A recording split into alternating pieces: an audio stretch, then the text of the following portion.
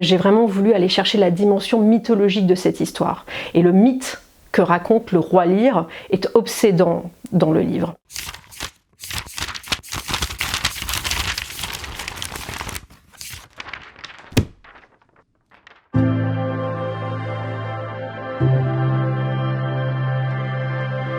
Héritage. Héritage est au centre du livre, au centre de Tempête et brouillard, car il raconte très précisément la façon dont un homme déshérite ses enfants. Et il s'agit d'une exhérédation totale. Alors, exhérédation, c'est un mot un petit peu barbare qui signifie l'acte de déshériter quelqu'un. Et le père va déshériter ses enfants à la fois à un niveau financier, moral et spirituel. Et cela va jeter sa fille préférée, il a 3 enfants, mais le récit est vraiment raconté du point de vue de la fille, la petite dernière, la petite préférée. Donc cette exhérédation va jeter cette fille dans des gouffres à la fois financiers, moraux et spirituels. Et le livre, je dirais, raconte vraiment ce cheminement, le cheminement de cette fille qui traverse une brûlure jusqu'à sombrer complètement et enfin au final chercher à se réapproprier elle-même. C'est une espèce de quête à laquelle on assiste, une quête subjective. Alors, héritage, c'est un mot ici à prendre vraiment au sens symbolique, car le père n'est pas d'une grande richesse au niveau financier, il s'agit de sommes modestes. Donc là, l'exhérédation dont il est question est symbolique et c'est ça que le livre interroge. Shakespeare. Shakespeare déjà donne son titre au livre, car Tempête et brouillard est une citation d'une réplique qu'on trouve dans Le Roi Lear. Le Roi Lear, c'est cette pièce monde, c'est cette pièce incroyable, cette immense pièce, je dirais, qui raconte très exactement une exhérédation, puisqu'il s'agit d'un roi, un vieux roi, qui décide de réunir ses 3 filles dans le but de partager son royaume. Et il demande à chacune de lui déclarer leur amour.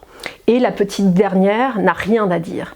Cela provoque les foudres de ce roi qui la déshérite. Mon livre Tempête et brouillard s'articule vraiment autour de cette histoire, autour du roi Lear qui est raconté à de nombreuses reprises dans le livre, de points de vue différents, parce que la narratrice est complètement obsédée par cette pièce qui finalement raconte son histoire. J'ai choisi cette pièce alors parce qu'elle faisait vraiment écho à l'histoire de Karina, et je dois ici rappeler un petit peu la genèse du livre qui a un point de départ autobiographique. Je ne cache pas que je pars de ma propre histoire, de la mort de mon père qui s'est assortie d'une exhérédation, mais dans le livre, il n'a jamais été question pour moi de raconter un témoignage.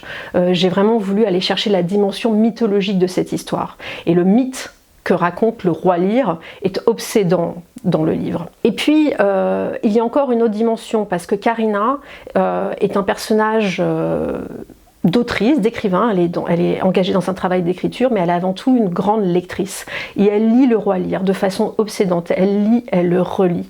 Et le livre aussi montre ce que fait la lecture, ce que provoque la lecture en nous, quels échos elle a en nous. Même une pièce qui a été écrite il y a des siècles, parce qu'elle est belle, parce qu'elle est tellement puissante, parce qu'elle a révélé des vérités humaines tellement fortes, continue de faire écho. Écriture. Karina, ma narratrice, est autrice. Elle essaye d'être autrice. Elle est engagée dans un processus d'écriture. Et le livre met en scène cette quête de quelqu'un qui essaye de trouver les mots justes pour raconter, mais surtout pour explorer. Ici, l'écriture est montrée comme une exploration. Plus elle va essayer de trouver des mots, plus elle va explorer et plus peut-être des questionnements plus justes vont se révéler à elle. Elle est dans cette quête du juste mot, mais aussi dans une quête de juste forme. Et le livre raconte et va à la recherche d'une juste forme, la forme qui ferait écho, qui correspondrait à cette condition humaine-là, qui est celle de Karina dans sa déchirure. Le Maroc a une grande présence dans le livre, puisque c'est le pays du père. L'histoire commence ainsi. Ce père, au moment de prendre sa retraite, décide de retourner au Maroc, qui est son pays natal. Lui, il est français pied noir et il a vécu là-bas jusqu'à ses 16 ans, jusqu'à l'indépendance. Et il décide d'y retourner, alors qu'il n'y avait jamais remis les pieds pendant 50 ans, parce que là-bas, il imagine, il espère qu'il aura une vie meilleure et peut-être même une existence de petit nabab sur laquelle il fantasme. Au départ, sa fille porte un regard extrêmement critique envers cette démarche parce qu'elle-même n'a pas pleinement conscience d'être issue aussi de cette culture, puisqu'il n'en parlait jamais. Et elle essaye de dénoncer ce qu'elle considère être des gestes un petit peu post-coloniaux, et de fait, lui, il a une attitude un petit peu de dominateur blanc quand il se retrouve au Maroc.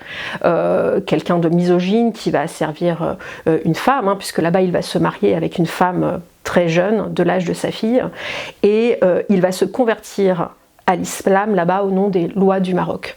Mais ce que montre le livre, c'est le cheminement de cette fille qui passe d'une attitude défiante, elle s'interroge, et pourquoi mon père fait ça, pourquoi cette conversion lui pose question, ça fait partie de cette exhérédation totale dont je parlais, et en même temps, plus elle creuse, et plus elle se rend compte qu'il y a un amour aussi de ce père pour cette culture, qui est aussi la sienne.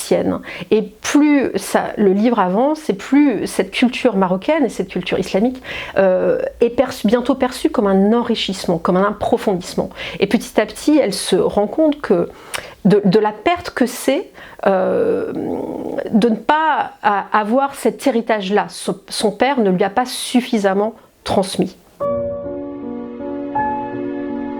Pardon. Le livre chemine vers cette question du pardon. Un pardon qui n'est pas donné, car le livre d'abord explore une grande colère.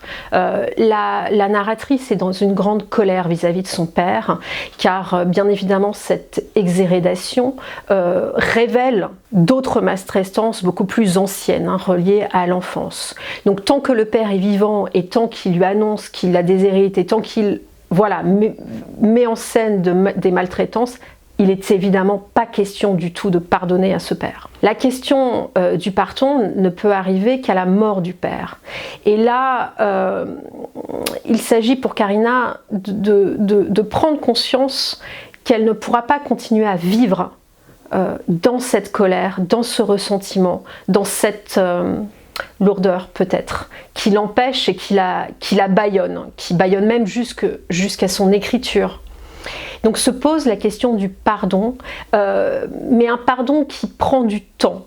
Et le livre est comme un écrin pour une parole qui va être donnée à un moment par un personnage religieux qu'elle croise comme ça alors qu'elle-même est athée, et qui est que le pardon prend du temps, et le pardon ne peut arriver que si on commence à comprendre qu'une personne ne peut pas se résumer à ses crimes, mais qu'il s'agit de la voir différemment, de la voir autrement. Alors le livre n'aboutit pas à un pardon total, je ne vais pas raconter la fin, mais elle pose cette question du pardon.